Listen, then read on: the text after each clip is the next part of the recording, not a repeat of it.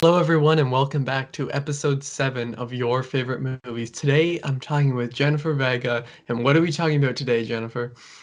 We're talking about my favorite movie, Donnie Darko.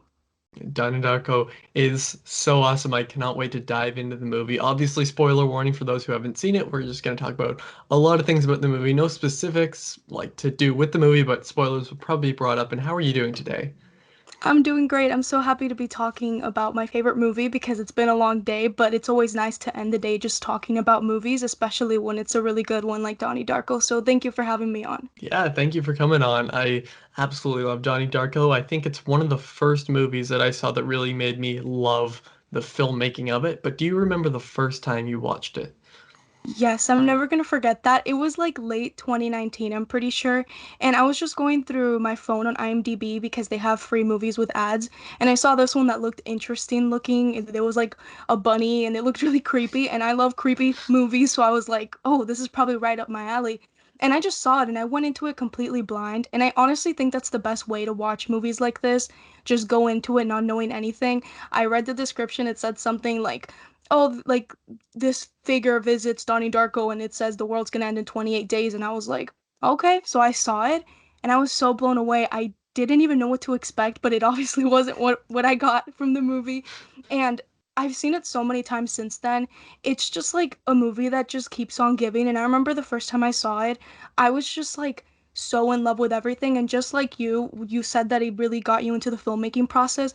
Me too. When I saw that movie, I really just realized like filmmakers are just like these magicians that are able to just create these movies that like nobody else could make. And like I don't know, I just think Richard Kelly did such a phenomenal job with this movie and I'll never forget it. Like I was just watching the movie and I was just enthralled with everything that I saw. It's amazing. Oh yeah, I totally agree. I can't remember exactly when I watched it. It either would Hmm. have been at near the end of 2018 or the start of 2019, which I could probably check on Letterboxd, and if I do, I'll put it on the Uh-huh. screen. But when I first watched it, I was like, I knew Jake Gyllenhaal was, and I knew I'd seen like maybe a few of his movies, but I wasn't like a massive Gyllenhaal fan. Now I am like now. This was one of the Yeah, ones that really same. pushed him. He's in like my Hmm. top 5 favorite actors. I think he's one of Oh the yeah, best same. ever. And when I first watched this one, I know it was one of his first movies because I saw him. I was just like, wow, this guy can really act. He plays like, Mhm. this kind of angsty teen, but there's Yeah. still something special about it. And it's also the way that Richard Kelly tells the story. And I remember watching it, it was on Prime Video. I think I've seen it probably 3 or 4 times since. Like, that's how much I love it. It is just like every other movie in my 100 favorite movies. I absolutely adore it. I think it's some of Jake Gyllenhaal's best work. I also love how Maggie Gyllenhaal is in Hmm. it as well. And like as you said, you kind of went into it because it's kind of creepy-ish, but then you go and you're just like, what am I Hmm. watching at some parts? But you're not like annoyed that it's weird. You're so intrigued. Yes. Would you Uh-huh. agree with that? Yes, I so agree with that because I feel like sometimes movies try too hard to be weird and like it just doesn't work out. Where I think this one just is naturally weird in like the most like just common way possible, if that makes any sense. And I honestly think this movie is like I think the more I watch it, the more I understand it. And I think the beauty of it is like not fully understanding it because like I can sit here and talk about the plot points in this movie and tell you this happened in scene one and this is how it ended, but I still wouldn't really understand the movie. And I think when I would watch it again, and I have seen this movie many times, I always catch something different, and then it completely changes everything that I thought I understood about the movie. And I think that's like the beauty of this movie because, like, I think it kind of puts us in the same shoes as our character because Donnie doesn't really understand what's going on, and he's very confused at life the entire time. And I think that's like a big question that he has. He has a conversation about with his therapist, which I think is awesome, about like existence and like God and just like things like that, like really deep stuff that I feel like everybody questions at one point. And then as an audience member, I think it's just as important for us to not really understand it because we're right there with him and we're trying to figure all of these pieces out. And I just think it's beautiful because of that. I love that I don't get to really understand this movie. It might bother some people because like I know like we always want to understand everything, but like we can't understand everything. And I think Richard Kelly tried to show us that with this movie, and that's why I love it even more. Yeah, that's a really great way of understanding and more like it's a very deep movie too. Hmm. And there's something that I always describe. I always describe grunge music like this. It's like that's my favorite like genre but subgenre.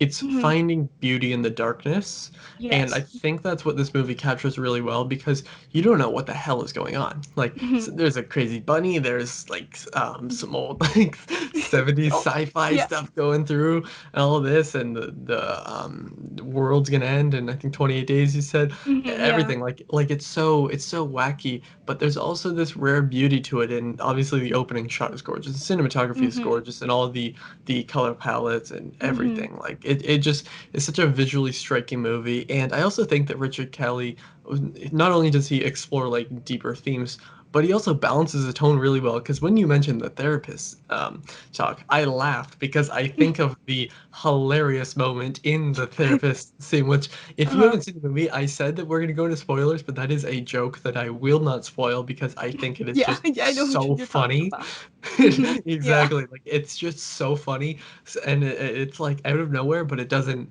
bother you in the way. And we have some weird dialogue. Like Hmm. there's one really weird line. I'll put the clip on because I don't want to kind of ruin the line delivery because I think it's so funny from the dinner table from between Jake Gyllenhaal and Yeah. Maggie Gyllenhaal. I just think it's so funny. You're such a fuck ass. What? Please. Did you just call me a fuck ass? Elizabeth, that's enough. You can go suck a fuck. Oh, please tell me, Elizabeth, how exactly does one suck a fuck? But then there's also, it does get pretty deep and pretty dark in some moments. There's how do I explain it exactly? Like some moments of intensity, really. And I think that it's also the character interactions that also make it. And Hmm. I'm pretty sure this was Seth Rogen's first movie, which is also Yeah. interesting. Yeah. His first line was that funny line. I think you should put it in when you edit the Okay, video. It's so yeah, funny. okay. I like your boobs. Like that's like his first line in Hollywood in any movie. But yeah, I love the character interactions in this movie. And like even the character interactions are so weird sometimes, especially with Drew Barrymore's character, because you're wondering like what is she even doing here? And then like cuz like the first time I saw it, I didn't it flew my mind cuz like I don't know how you interpret it because now every time I watch it, I look at her character and other characters like like the other teacher and Gretchen and just everybody like they're kind of just pushing Donnie to a certain direction. That's kind of how I started to view it because I saw this movie recently and Drew Barrymore says a line like when Gretchen comes in, "Oh, sit next to the boy you think is cutest." And then she smiles exactly when she picks Donnie Darko. It's kind of like, okay, this was meant to happen. And I'm gonna go on like a big tangent about this That's because okay. the last time that I saw this movie, I kind of started to really understand it, which is funny because I was just making a whole conversation about not understanding this movie. But I saw it in a different light because so obviously there's spoilers here, but at the end he ends up Yeah. dying. The engine falls into his room and he ends up dying. And like that's always been so confusing to me because I'm like, why did that actually happen? And then I kind of realized that this movie, at least the way I interpret it, is kind of showing that everything happens for a reason. And those 28 days that the movie, takes us with this character, he's kind of just really lonely, depressed. He doesn't feel himself. He says that many times. And I think it's kind of reflecting what would happen if he hadn't had died, because that's not what was meant to happen.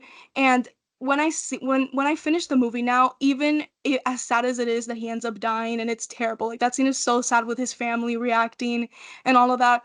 I kind of take it now as like everything that happens, even if it means an engine falling into your room and killing you, is supposed to happen because any other reality would completely mess up everything. I mean, in those 28 days, we saw Frank died, Gretchen died, and like none of that was supposed to happen. And that's just like the consequences of messing something up. It's kind of like the butterfly effect, if you will. Yeah. And yeah, like, but when I finished the movie recently, like a week ago, I was like, wow, like everything in life is supposed to happen for a reason. At least that's what the movie's saying. And I think that's really interesting that Richard Kelly did that because I think it's something really important to talk about. And I just think the movie really beautifully talks about existence in a really sad and depressing way, but at the same time kind of brings like a little light towards it. So yeah. Yeah, I totally agree. Like that's a really great point to make. Again, exploring the deeper themes of the movie, as you mentioned, everything happens for a reason, and that's shown very well here. Like Mhm. obviously, quite literally, with lots of lots of death in Yeah. this movie, but Hmm. it all works. And that's the thing about this movie. This movie could have been a massive failure. The Mm-hmm. story is so absurd. Everything about the movie is so absurd, and the Yeah. characters and everything, even as we mentioned, the dialogue.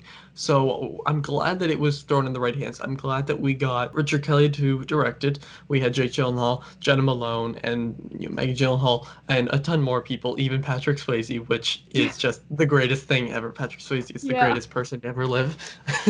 But I love that scene in the movie between Donnie and Patrick Swayze. Mm-hmm. It's just Yeah. so so awesome, so great, and I like how Donnie, in ways like he tries to stand up for himself, but he also is losing himself in these Yes. 28 days. He's spiraling down, and obviously we see how that ends. It's not exactly his fault, but the engine does Yeah. fall on him. But Mm-hmm.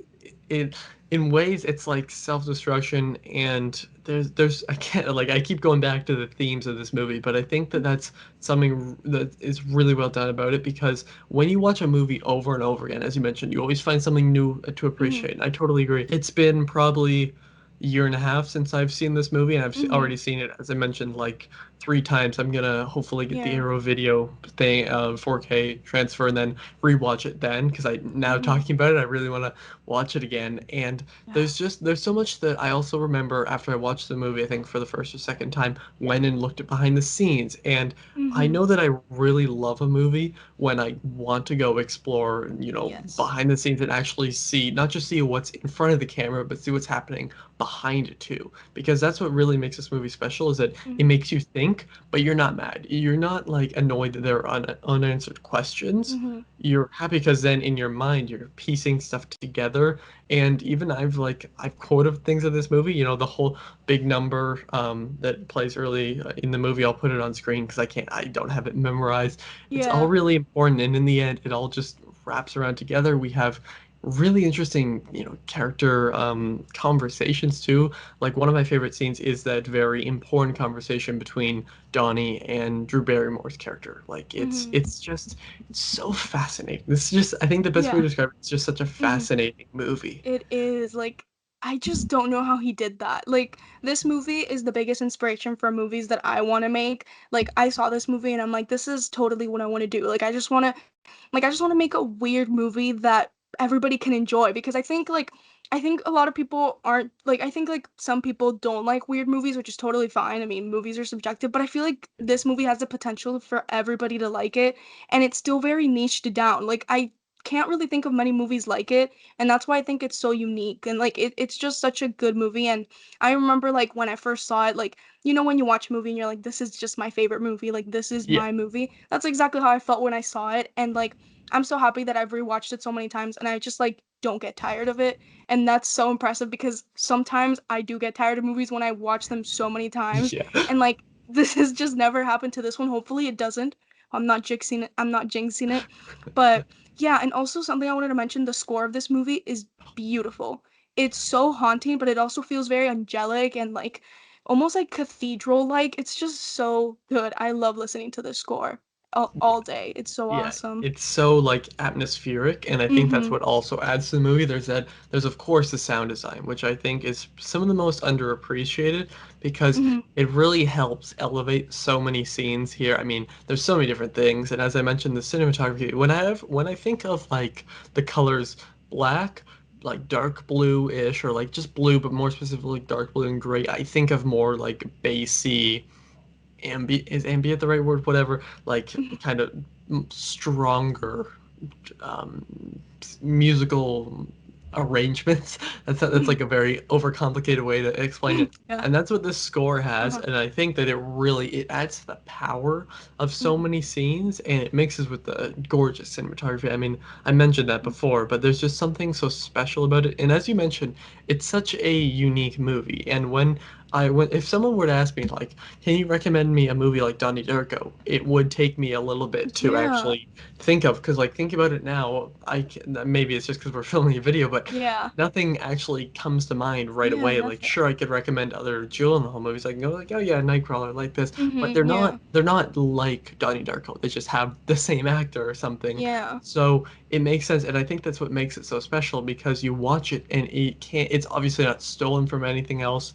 And I remember watching Chris Stuckman's review, and I know that there is either a some video or some book or some special feature or something, like Mhm. really diving into the movie and saying interpretations of it, because everybody I think has a different interpretation of the movie. Mhm. Yeah. There's this website and it's like if you look up like on Google Donnie Darko explained, I know it's a website, it's something UK, like it's like from the UK, a website. I could send it to you after. You could put it down in the Okay. description if you want. All right. And like that website helped me understand it a little bit better because it kind of breaks down everything. It has like a keywords for like the movie, like the different Yeah. universes, the tangent universe, the primary universe, and like it's kind of like Donnie Darko, but like I guess like those books. It's like AP for dummies. It's like Donnie Darko for Yeah. dummies. Like it like explains it, and like it's such a good website. It's like just a website dedicated to Donnie Darko, and it helped me explain it so much. It helped me like understand it so much because yeah, I feel like I just think like the movie has so many layers to it that like I wonder if I'll ever fully understand it because it just has so much, and just the fact that people have like made so many books and like you said, I know about the Chris Stuckman thing because I love watching that review. I remember I saw it right after I finished the movie to see what he said about it. Yeah. And like just the fact that people are like willing to like write books and make websites and blog posts about it just shows how much this movie gets like the conversation going. It's awesome. And something else that I really like about this movie that's unique, time is one of my favorite movie tropes topics ever. I love any movie that has anything to do with time. And I think this one did it so creatively because I always remember that scene. I think it's Donnie's dad. He's gonna go get beer, and he has that like spear thing, that like spike coming out of Oh him, yeah. and it's like showing how like everything is predetermined, like our way of life and our route. And I remember seeing that. I'm like, that's so cool because like they've mentioned it in movies and such, and there's obviously so many theories about times and interpretations of it in movies, but I've never seen it like that, and I thought that was so interesting. Like that whole spear that's like taking him throughout the entire house, like following his exact steps that he's about to take. It's just so cool. I love Yeah, that scene. it's like a visual. You probably heard my dog barking there. It's like a Uh-huh. visual look at the Hmm. representation of Yeah. time, if that makes sense. Like we see Hmm. how he literally has a path set out from him, Yeah. like going from Hmm. his chest out there, and it's so fascinating. And I think that this has obviously been referred to as like a cult movie because it does for the people who love it. They really fucking Hmm. love this movie, and obviously, it's your favorite movie. It's one of mine, Yeah. and so many people absolutely adore it. I feel like people either absolutely, one second, dog's going crazy. I feel like people either absolutely love this movie or they're like, yeah, like it's not for them. And I can understand if you go like Hmm. after this video, if you haven't seen it, and yeah, I mean we kind of spoiled it, but you go and you Yeah. watch this movie and you're just like, yeah, it's kind of weird, not for me. I totally get it, but even like on that first watch, I knew this was like I'm pretty sure I put this in like my top 15 favorite movies when I first Hmm. watched it. Like that's how much I really think it's just such a phenomenal movie. And if a movie can make you think, as I said before, if a movie can make you think and you don't stop thinking about this movie for weeks or in Hmm. some cases for months, you know you have a great movie on your hands. Yeah. That's it. That's what's happened to me with Donnie Darko. Another example, like a really good example, was last year when I watched Before Sunrise. I couldn't stop thinking about the movie Oh yeah, for that movie's months. Like great. I thought about it literally every day for probably 4 months, which is almost never happened to me. Like The Departed, there's a Mhm. few that really stick in your head, Yeah. and this is one of them. Yeah, I mean, I would say like my top five are just like that. Like I just constantly keep thinking about it. Like another one for me is The Shining. Like I saw that Favorite movie horror movie? and I've just, I mean, I still haven't finished like thinking about it because I literally just bought the book a couple of months ago and I'm reading it now to like find out more from where the story even came from. It's such a good I was gonna movie. say Like, that'd be yeah. interesting to figure out the movie by reading the totally different book. Yeah, but like I mean, we're getting so sidetracked, but like That's okay. the book is different, but I was Yeah. telling my friends that like it's different but it has the same vibe to it. 'Cause like I've obviously heard Stephen King be like, "Oh, it's like so different," but like it has the same energy to it. But like I wonder how it's going to end 'cause it's so good right now. I'm like really close to ending it. And yeah. Yeah. Okay, back to Yeah. Donnie Darko. Yeah. We have to make a whole other video about The Shining next. Yes, sometime in October we should. It's my favorite horror Yes. movie. I actually Yeah, I have read have the book. Do you have any like favorite scenes? Like, is there one scene in particular that really stands out to you, or is it just the whole movie overall? I do have a favorite scene. It's the scene where Mad World plays at the end, and everybody like wakes up from the dream, and they're all like they're all kind of thinking like what the heck just happened. And it kind of just raises that question, which I'm pretty sure they do remember everything. Like I don't know how you interpret it because like at the end after like Gretchen kind of stays looking at the house and she's kind of wondering like I feel like some part of her does remember everything that happened, but I just love that sequence of the song playing because I think it's such a perfect song for this movie. Yes. And then they're all like waking up and just like kind of realizing like what the heck just happened and they're all super confused. I love that scene. I think it just sums up the movie of how weird it is because I feel like their reactions is exactly my reaction watching this movie. I'm just like, oh my God, what is happening? But yeah, I love that scene. It's such a good song to have in this movie. Yeah, it perfectly fits the tone of the movie Hmm. overall, and I think that obviously, like there is that whole weird factor that we've said a billion times in this video. I've repeated so many, Yeah. and we see it even on the expression on their faces, and Mhm. there's everything about it that it adds to the weird, off vibe of the movie, but it Mhm. also leaves you with questions, and I think that the song also really helps with that because Yeah. music in movies is obviously really important. We Mhm. talked about the score, but actual songs Yeah. are very different because they could either fit perfectly, like Hmm. there's obviously a million examples I could think of, Yeah. but this one is also one of them because it sets that weird, you're questioning the movie, you're questioning yourself, like, did I get this? Am I stupid for not Yeah. understanding this? Yeah. But you watch it, you're like, Richard Kelly, good job. And that's just kind of how I feel about it because I'm always just so interested, and this movie is one of them that always inspires me. Every time I see the movie, Mm. it always inspires me to go out and write something, go out Yeah. and really like plan out what I want to make when I'm older. And like Mhm. I don't know if I would say I want to make a movie like this because I don't Mhm. think that it would be for me able to pull it off, but I could also Yeah. totally see in the same kind of vibe with it without, confusing Mhm. myself writing it, if that makes Yeah. sense. I love confusing movies. Like literally, I was just writing like something a couple of days ago, and it's just super confusing where like I confuse myself. Like that's just what I'm drawn to. So every Yeah. time I watch this movie, like you said, I'm just so inspired. And I'm also very inspired because I think this movie honestly has one of the best written characters ever. I think Donnie is just a great character. And I think like I can't like a movie or I mean love it if it doesn't have a great character. And I think the writing here is so good with his character because even in this confusion, I still understand Donnie. And I think that's really important that he doesn't get lost here. And every time I watch this movie, I'm like, characters come first. And I think here he did that. And I think that just is really important. And I'm going to go back because I thought of another scene that I really like. And it also shows a lot about Donnie's character. It's that scene in the with the teacher, the crazy teacher, I forgot her name, the older lady, that Yeah. she's saying like to write in the she's watching Patrick Swayze's video, all of that, and then she's telling Donnie to put an event like on the timeline, and Yes. then he's kind of like refusing it because he's like, no, like something isn't one way or the other. There's like a middle ground. There's like a bunch of different sides to it. And like I just love that scene because that conversation is so important. Like something isn't just one way or the other. There's so many infinite things that could go in that conversation in that situation, and I just love that scene and it shows so much about his character and just the movie as a whole. Yeah, I totally agree. I'd say that that might be my favorite scene of the movie. Hmm. Like that's the one, it's the drawing on the chalkboard that always sticks with me. There's a Hmm. bunch. Like obviously, Hmm. when we first see the bunny, or actually it would either be that one or the movie theater Oh scene yeah, that one's so because good too. it's so creepy and like weird. It's Hmm. just like, why are you wearing that bunny suit?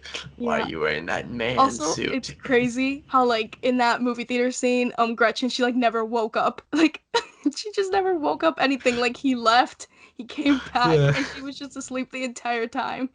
Yeah, I think it also that adds to the weird, like is this a Yeah. dream, is this reality thing? Exactly, And we yeah. we see what Donnie goes to do, and I totally agree. Donnie is not only one of Gyllenhaal's best characters, and that's saying something because he has Yeah, a he has. billion great characters, but Mm-hmm. it's easily one of them that's like oddly relatable, at least for me. Like I Yeah, think I that's what agree. also draws me to the movie. Is no, sadly I don't see creepy bunnies when I sleep, and I wish, I but. wish, yeah. Yeah, I wish that the world was ending in 28 days. No, but But it's so fascinating because you're drawn to this, and when you have characters that are relatable, that's what makes a movie great. That's why I Mhm, think Perks of Being a Wallflower is so great. That's why I think The mhm. Breakfast Club is so great. Obviously, I'm talking about all these teen movies, but I think that's also what makes this movie so great. And overall, I genuinely think it's one of the best, well, obviously movies of all time, but especially of the whole sci-fi Yeah. drama odd kind of genre. I couldn't really think of a genre to put this in.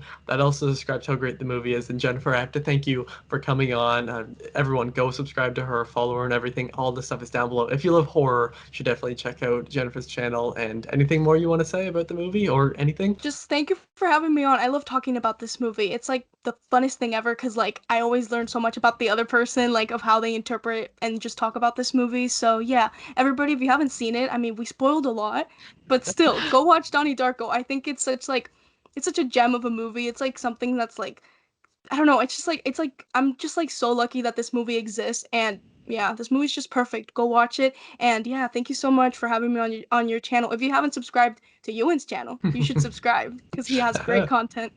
Thank you. Yeah, and of course, we should do a video on The Shining in October. And everyone Mhm. watching, thank you all for watching. And tell us your thoughts at Donnie Darko down below. What do you interpret the movie? What are your favorite scenes? Everything like that. And thank you all for watching. See you guys next time. Over and out.